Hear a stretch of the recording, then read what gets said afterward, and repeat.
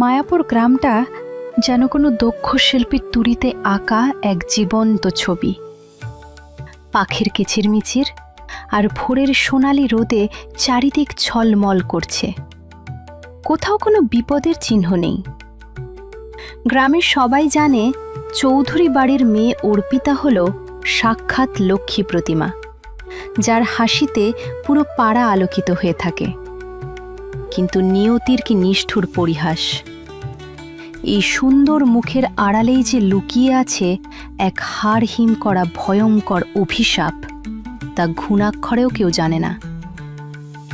এই শান্ত মিষ্টি সকালটাই হয়তো আসন্ন এক ভয়ঙ্কর ঝড়ের আগের নীরবতা। দেখ, অর্পিতাকে আজ কত সুন্দর লাগছে, ঠিক যেন ভোরের শিশির। ও মা, নিলয়দা, বল্টু ভাই, তোমরা এত সকালে? হ্যাঁ, মানে ওই মর্নিং ওয়াকে বেরিয়েছিলাম।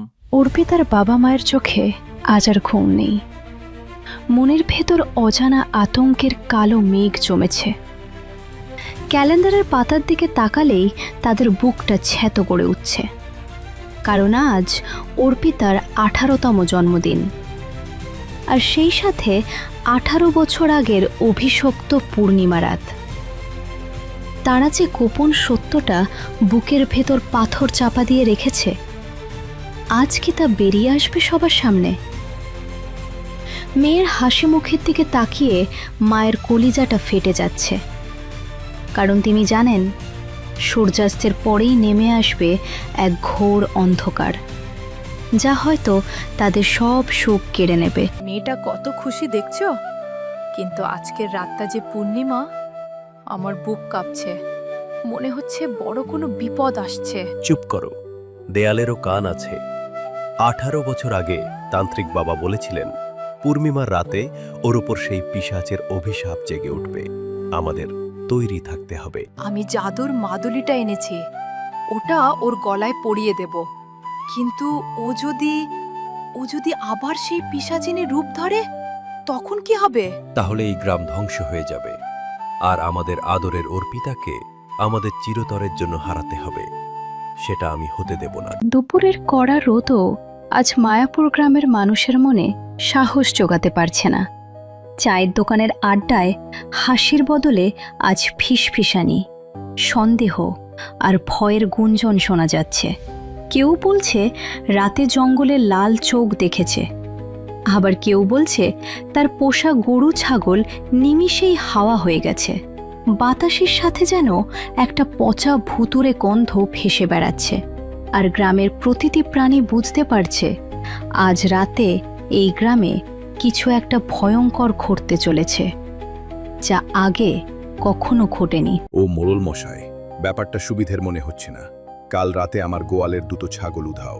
কোনো চোরের কম্ম নয়, এটা কোনো রাক্ষসের কাজ। ছাগল তো দূর, আমার বাড়ির পাহারাদার কুকুরটা ভয়ে খাটের নিচে ঢুকে আছে।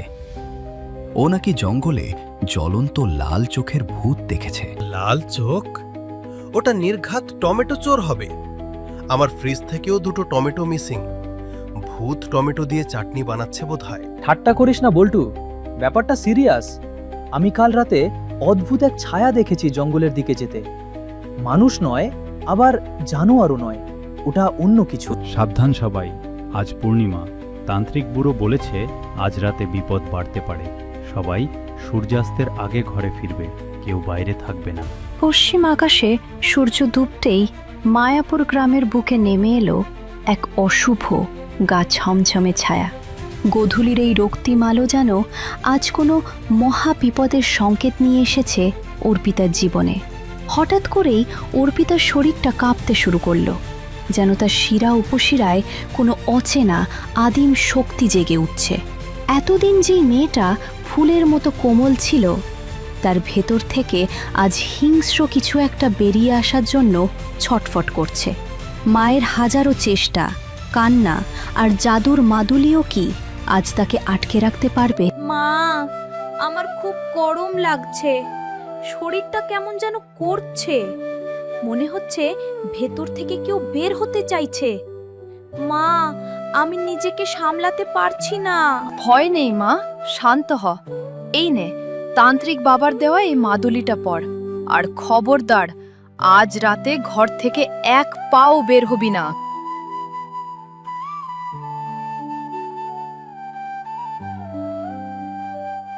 মা, সরে যাও, আমার প্রচন্ড খিদে পেয়েছে। মানুষের কাঁচা মাংসের গন্ধ পাচ্ছি আমি। পূর্ণিমার গোল চাঁদ আকাশে উঠতেই অর্পিতার ঘরের বাতাস ভারী ও বিষাক্ত হয়ে উঠল। জানালার ফাঁক দিয়ে আসা চাঁদের আলো তার গায়ে পড়তেই শুরু হলো সেই রোমহর্ষক পরিবর্তন।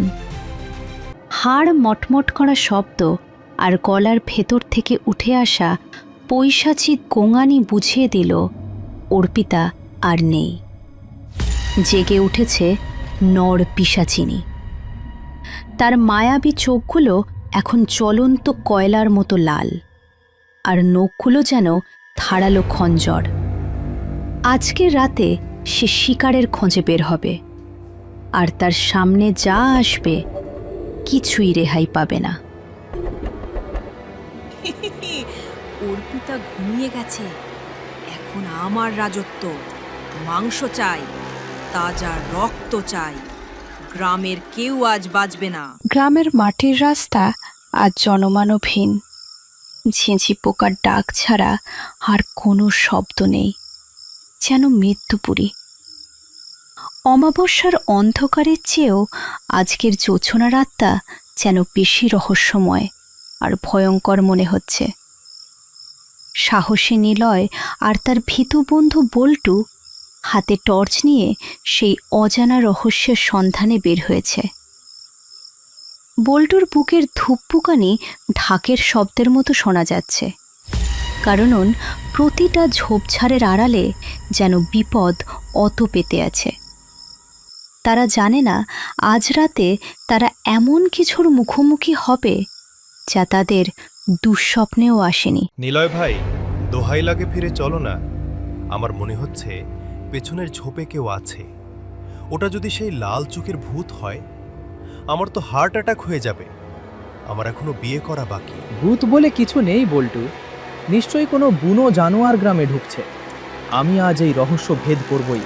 তুই আমার সাথে থাক, একদম নড়বি না। ওরে বাপরে, বাঘ! আমি গেলাম। কে ওখানে? বেরিয়ে এসো বলছি। ওহ, এটা তো বিড়াল। গ্রামের শেষ প্রান্তে শ্মশানের গা ছমছমে পরিবেশে আগুনের কুণ্ডের সামনে বসে আছেন তান্ত্রিক বাবা। তার সাধনার আগুনের লেলিহান শিখা যেন অন্ধকারের সাথে যুদ্ধ করছে, আর বাতাসে মন্ত্রের আওয়াজ ভাসছে। তিনি ধ্যানের গভীরে দেখতে পাচ্ছেন সেই মহাবিপদ যা আজ মায়াপুরকে গ্রাস করতে ধেয়ে আসছে। তার পোষা কথা বলা কাকটাও আজ অস্থির হয়ে ডানা ঝাপটাচ্ছে, যেন সেও আসন্ন মৃত্যুর গন্ধ পাচ্ছে। তান্ত্রিক জানেন আজ শুধু মন্ত্র দিয়ে কাজ হবে না, অশুভ শক্তির বিনাশ করতে তাকে নিজেই ময়দানে নামতে হবে। ওম হ্রিং ক্লিং। সর্বনাশ জেগে উঠেছে, সে জেগে উঠেছে। রক্ত পিপাসু শক্তি আজ মুক্ত। আজ রাতে রক্ত গঙ্গা বয়ে যাবে। কাকা, কাকা, কে জেগেছে? কুম্ভকর্ণ নাকি তোমার ঘুমের ওষুধ কাজ করেন? চুপ করো বোকা কাক। সেই অভিশপ্ত নর পিশাচিনী আজ সে রক্ত না পেলে থামবে না।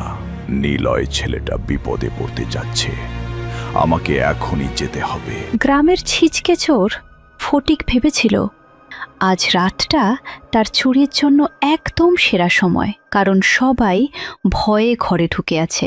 কিন্তু সে বোকা জানতো না যে আজ সে নিজেই চুরির বদলে শিকার হতে চলেছে।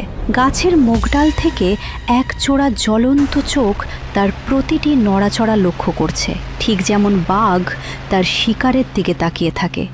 ফটিকের কপালে ঘাম জমছে, আর তার মনে হচ্ছে পিছন থেকে কোনো ঠান্ডা পচা নিঃশ্বাস তার ঘাড়ে এসে পড়ছে। কে রে ভাই? পুলিশের লোক নাকি? আমি কিন্তু ঘুষ দেব না, আমার কাছে খুচরা নেই।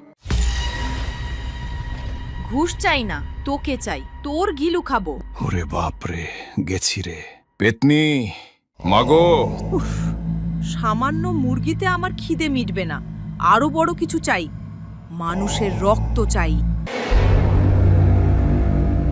জঙ্গলের এই অংশটা এতই ঘন যে পূর্ণিমার চাঁদের আলো এখানে ঢুকতে ভয় পায়। ফটিকের মরণ চিৎকার শুনে নিলয় আর বল্টু যখন সেখানে পৌঁছালে তখন এক অদ্ভুত দৃশ্য তাদের চোখের সামনে ভেসে উঠল।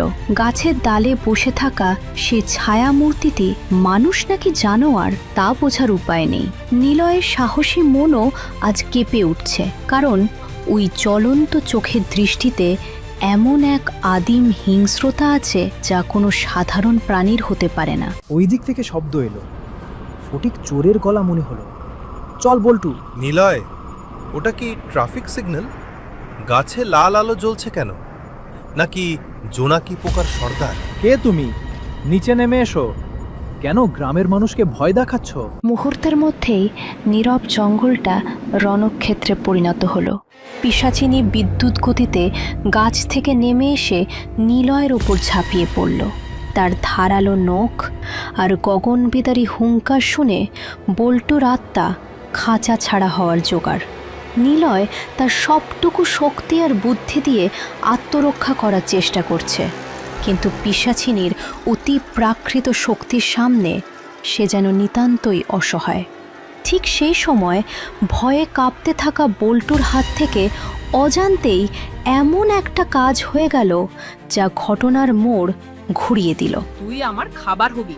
তোর সাহস দেখে আমার খিদে খিদে আরো বেড়ে গেল। এই কণ্ঠস্বর খুব চেনা মনে হচ্ছে। কোথায় শুনেছি এই গলা? জয় বজরঙ্গলী, যা ভাগ এখান থেকে। তুচ্ছ মানুষ, আমাকে মারলি? আজ তোকে চাটনি বানাবো। মাগো, চাটনি আমি খাই, আমি চাটনি হই না। নিলয় বাঁচা। মৃত্যুর খুব কাছে দাঁড়িয়ে যখন বল্টু আর বাঁচার আশা ছেড়ে দিচ্ছিল, তখনই অন্ধকারের বুক চিরে জ্বলে উঠল আশার আলো। শ্মশানের সেই তান্ত্রিক বাবা ঝড়ের বেগে সেখানে উপস্থিত হলেন। হাতে তার জাদুর ত্রিশূল থেকে বের হচ্ছে নীল আলো। পিশাচিনী কিছু বুঝে ওঠার আগেই তিনি তার ঝুলি থেকে মন্ত্র পড়া সর্ষে বের করলেন। পাপ আর পুণ্যের এই লড়াইয়ে আজ হয়তো পিশাচিনী হার মানবে, কিন্তু যাওয়ার আগে সে নিলয়ের মনে এক গভীর সন্দেহের বীজ বপন করে দিয়ে যাবে। থাম পিশাচিনী, তোর সময় শেষ হয়নি, কিন্তু তোর পাপের খরা পূর্ণ হতে দেব না। সরে যা এখান থেকে। পুরো জাদুকর, তুই আবার এসেছিস? আজ তোকেও খাবো, তোর হাড় দিয়ে দাঁত মাজবো। চলছে, শরীর জ্বলে যাচ্ছে। বাবা, আপনি কে? আর ওই জিনিসটা কি ছিল? ওটা কি মানুষ? ওটা একটা অভিশাপ বাবা, আর এই অভিশাপ তোমাদের খুব কাছের কারো গায়ে লেগে আছে। সাবধান থেকো। ভোরের আলো ফুটতেই গত রাতের সেই ভয়ঙ্কর ঝড় যেন শান্ত হয়ে গেল, কিন্তু রেখে গেল একরাশ প্রশ্ন আর রহস্য। নিলয় সারা রাত ঘুমাতে পারেনি। পিশাচিনীর সেই চেনা কণ্ঠস্বর তাকে তাড়িয়ে বেড়াচ্ছে। সকাল হতেই সে অর্পিতার বাড়িতে ছুটে এলো তার খবর নিতে, কিন্তু সেখানে দেখল অর্পিতার কপালে ঠিক সেই জায়গায় আঘাতের চিহ্ন, যেখানে কাল রাতে বল্টুর পাথরটা পিশাচিনীকে আঘাত করেছিল। নিলয়ের মনের কোণে উকি দেওয়া সন্দেহটা কি তবে সত্যি? তার ভালোবাসার মানুষটিই কি আসলে সেই রক্তপিপাসু নর পিশাচিনী? মাথাটা এত ব্যথা করছে কেন? আর কপালেই দাগ কিসের? মা, আমি কি রাতে কোথাও গিয়েছিলাম? কাকিমা, অর্পিতা কি ঠিক আছে? কাল রাতে জঙ্গলে একটা অদ্ভুত কাণ্ড ঘটেছে। নিলয়দা, কি হয়েছে? তোমাকে এত চিন্তিত দেখাচ্ছে কেন? কি পিশাচিনীর কপালে চোট ছিল, অর্পিতার কপালেও সেই একই জায়গায় দাগ। তবে কি তান্ত্রিক বাবা ঠিক বলেছিল? অর্পিতাই কি? অর্পিতার নিষ্পাপ চোখের আড়ালে লুকিয়ে থাকা সত্যটা কি নিলয় ধরতে পারবে, নাকি নর পিশাচিনীর পরবর্তী শিকার হবে নিলয় নিজেই? জানতে হলে অপেক্ষা করতে হবে পরের পর্বের জন্য। ভোরের সোনালি আলো ফুটলেও নিলয়ের মনের আকাশ আজ কালো মেঘে ঢাকা। কাল রাতে সেই বিভীষিকাময় ঘটনা এবং অর্পিতার কপালের ওই দগদগে ঘা সব মিলিয়ে এক ভয়ঙ্কর সত্যের ইঙ্গিত দিচ্ছে। নিলয় জানে অর্পিতা নিষ্পাপ, কিন্তু তার অজান্তেই তার শরীরে বাসা বেঁধেছে এক আদিম অশুভ শক্তি। আজ আর কোনো লুকোছাপা নয়, নিলয় সরাসরি সত্যের মুখোমুখি হতে এসেছে, তাতে যদি তার ভালোবাসার মানুষটিকেও কাঠগড়ায় দাঁড় করাতে হয়। বাবা মায়ের ভীত চোখ আর অর্পিতার কুণ্ঠিত ব্যবহার তার সন্দেহকে আরও বাড়িয়ে তুলছে। অর্পিতা, আমার চোখের দিকে তাকিয়ে সত্যি কথাটা বলো, কাল রাতে তুমি কোথায় ছিলে? তোমার কপালে ওই চোটটা, ওটা সাধারণ কোনো চোট নয়। আমি তো ঘুমিয়েছিলাম নিলয়দা। মা বলল আমি নাকি ঘুমের ঘোরে খাট থেকে পড়ে গিয়েছিলাম। হ্যাঁ হ্যাঁ, ঠিক তাই। ও তো খুব ভীতু মেয়ে, অন্ধকারে একা বাথরুমেও যায় না। তুমি ভুল ভাবছো নিলয়, ওসব বাজে চিন্তা মাথা থেকে ঝেড়ে ফেলো। নিলয়, অনেক হয়েছে, তুমি এখন এসো। অর্পিতার বিশ্রামের প্রয়োজন। আমাদের মেয়েকে নিয়ে কোনো মিথ্যা অপবাদ আমরা সহ্য করব না। আপনারা সত্যিটা লুকাচ্ছেন কাকিমা, কিন্তু আমি এই রহস্যের শেষ দেখে ছাড়ব। ওই পিশাচিনীকে আমি থামাবই, সে যেই হোক না কেন। শ্মশানের ধারের এই গুহাটি দিনের বেলাতেও কেমন যেন থমথমে আর রহস্যময়। তান্ত্রিক বাবা ধ্যানে বসেছিলেন। নিলয়কে ঝড়ের বেগে ঢুকতে দেখে তিনি চোখ খুললেন। তার চোখে আজ এক গভীর উদ্বেগের ছাপ স্পষ্ট। তিনি জানেন সময় দ্রুত ফুরিয়ে আসছে।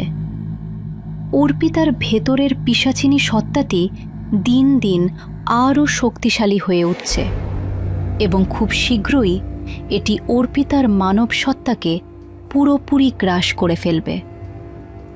তার পোষা কাকটিও আজ ডানা ঝাপটে অস্থিরতা প্রকাশ করছে। তুমি ঠিকই ধরেছ নিলয়, অর্পিতাই সেই অভিশপ্ত কন্যা। বহু বছর আগে ওর পূর্বপুরুষরা এক শক্তিশালী পিশাচকে ধোঁকা দিয়েছিল। সেই পাপের ফল আজ অর্পিতা ভোগ করছে। প্রতি পূর্ণিমায় সেই অভিশাপ জেগে ওঠে। এর কি কোনো প্রতিকার নেই বাবা? আমি অর্পিতাকে হারাতে পারবো না, যে কোনো মূল্যে আমি ওকে বাঁচাতে চাই। উপায় আছে, কিন্তু জানের ঝুঁকি আছে, খুব কঠিন। চুপ করো কাক। হ্যাঁ, একটি মাত্র উপায় আছে। গ্রামের উত্তরে জঙ্গলের গভীরে এক পোড়ো মন্দিরে একটি জাদুকরী মুক্তিমণি আছে। আজ সূর্যাস্তের আগে ওটা এনে পিশাচিনীর কপালে ছোঁয়াতে পারলে সে মুক্তি পাবে। কিন্তু সাবধান, ওই মন্দির অভিশপ্ত এবং বিপদ সংকুল। বিপদ? অভিশপ্ত? তাহলে নিলয় একা যাক, আমি বরং এখানে বসে কাকের সাথে লুডো খেলি। আমার সুগার ফল করছে। সূর্য পশ্চিম আকাশে ঢলে পড়েছে, হাতে সময় একদম নেই। নিলয় আর বল্টু দৌড়ে পৌঁছালে সেই পোড়ো মন্দিরে। মন্দিরটা লতাপাতায় ঢাকা, দেখলেই গা ছমছম করে। কিন্তু আসল বিপদ লুকিয়ে আছে মন্দিরের ভেতরে। সেখানে প্রতিটি পদে পদে পাতা আছে প্রাচীন মারণ ফাঁদ, যা যুগ যুগ ধরে মুক্তিমণি রক্ষা করে আসছে। একটু ভুল হলেই নিশ্চিত মৃত্যু। সাবধান বল্টু, লাল রঙের পাথরে পা দিবি না, ওগুলো ফাঁদ। আমার পায়ের ছাপ অনুসরণ কর। ওরে মাগো, এ তো ভিডিও গেমের চেয়েও কঠিন। আমার তো লাইফলাইন শেষ হয়ে যাচ্ছে। বাঁচলি গাধা। ওই দেখ, সামনে বেদির ওপর জল জল করছে নীল রঙের মুক্তিমণি। আমি তো ব্যাটম্যান না, আমাকে কেন কামড়াচ্ছিস? ভাগ নিলয়, পাথরটা নিয়ে পালা। এদিকে সূর্য ডুবতেই অর্পিতার বাড়িতে নেমে এলো ঘোর অমানিসা। বাবা মা অর্পিতাকে মোটা দড়ি আর শেকল দিয়ে খাটের সাথে বেঁধে রেখেছিল, কিন্তু আজকের রাতটা অন্যরকম।